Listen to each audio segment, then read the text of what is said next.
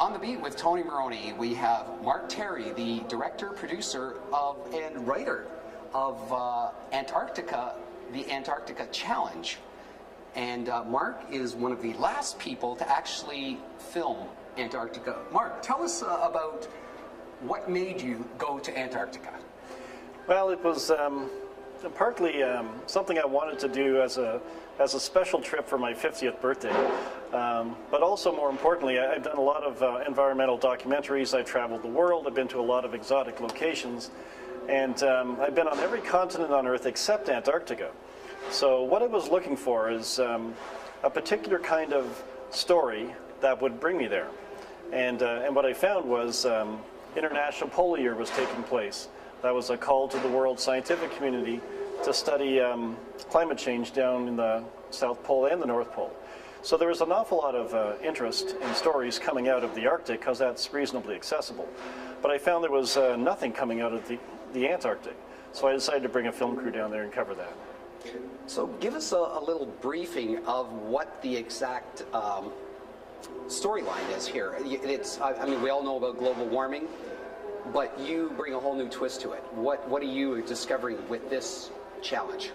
Well, in Antarctica, it's being impacted more on warming temperatures than any other part of the world. And what that means to the rest of the world is potential flooding in the near future. Because the ice on the land in Antarctica represents 70% of the world's fresh water. And when that melts, as it is doing now, it's contributing to the increase of the world's sea level. And what we focused on in particular in this film was one glacier called Pine Island. And this one glacier, which is as long as the distance between New York City and Boston and 2 kilometers thick, is contributing 46 gigatons of fresh water into the ocean every year. Now that's just one glacier. The entire west coast and east coast of Antarctica is melting at the same rate. So with that volume of water, it's somewhere between 7 and 20 years that we're going to see major flooding on the coastal cities of the world. Now, it isn't just the land masses you're talking about here. You're talking about the impact of the penguins, the whales, the land itself has now got actual animals. Yeah, it's very unusual. Antarctica has always been known as the world's largest desert, a desert being defined by no vegetation, no life. And now Antarctica is actually not only being removed of the snow and ice, but now green vegetation is taking its place. And that's very unusual because the botanists that we had on our crew can't identify the species that's now growing there. So they're concluding that it's actually prehistoric spores and seeds that are buried deep in the soil that are now being exposed to sunlight for the very first time and are now establishing themselves. Now this Antarctica Challenge is the first of a series of 4, I understand. Yes, this is the first feature film that basically focuses on the new discoveries made in Antarctica by the world scientific community during International Polar Year. The follow-up to this is going to be a mini-series called Mark Terry's Antarctica, which will focus on 4 specific aspects of study in Antarctica. One is the penguins, one is a profile of the scientists that actually live there and study. The other is a look back at the first 100 years, because 2009 represents the centennial of the first time man landed in Antarctica. And the 4th one is the melting of Antarctica. So we're going to focus more closely on exactly how the ice is melting and how quickly.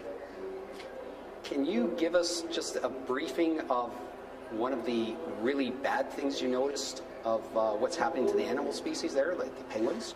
Yeah, one of the big problems that's becoming increasingly severe is a behavior trend that a lot of the ornithologists there are calling penguin suicide.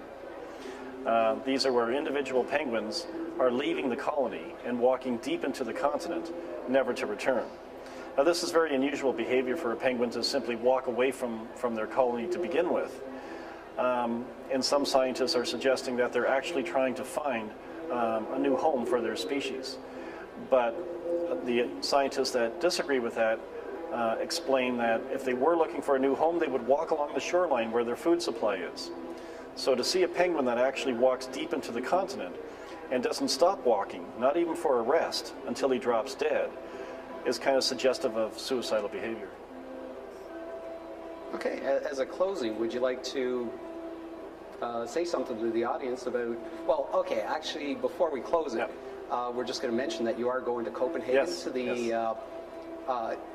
the United Nations for a screening on this film. Yeah, a real surprise. Of all the films that I've done in the past, I've never had the kind of attention on the world stage that this particular film has had. The United Nations specifically gave me a call and invited this film to screen at the Climate Change Conference in Copenhagen taking place this December. It is the only film invited by the United Nations, and mainly because it's the only film that gives new data on climate change out of Antarctica.